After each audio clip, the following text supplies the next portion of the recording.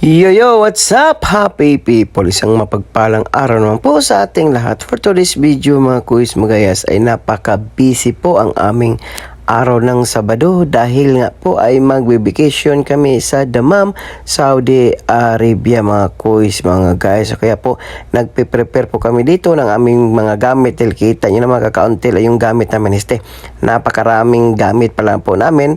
Tapos yung sasakyan po namin ay napakaliit lang.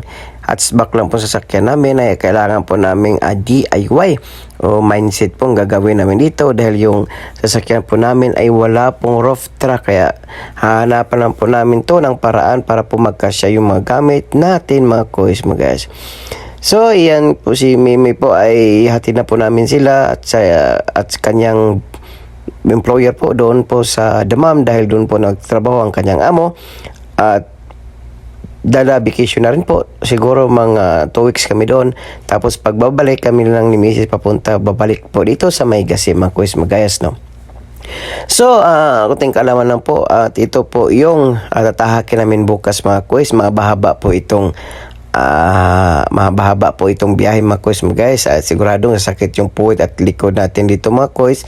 Ang kagandahan lang po dito mga kuis sa Saudi Arabia mga kuis ay talagang straight po at hindi po delikado yung pagmamaniho dahil wala po talagang mga intersection mga kuis mga guys dahil nga po yung sa kanilang sistema na gagawan po nila ng tulay mga kuis mga guys, no? Well, makikita nyo bukas mga kuis mga guys kung ano po yung mga daanan dito mga kuis mga guys. Napakalawak po at konting kalaman lang po ay mayroon pong speed limit po dito, mga 140 km per hours po.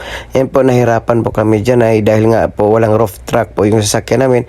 Kaya, pero may nakaabang naman po, madalawang butas, kaya po sisipag, talagang tiyagaan po ito.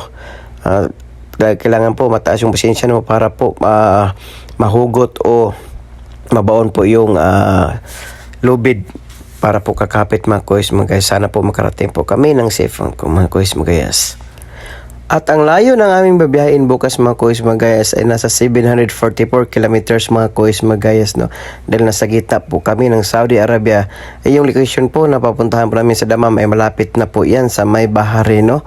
Ayan po yung layo at abot po yan ng 7 oras po pat hindi po talaga masusunod yan mga kuis mga guys dahil siguro abot kami ng mga 8 hours to 9 hours yung biyahe namin mga kuis mga guys, no?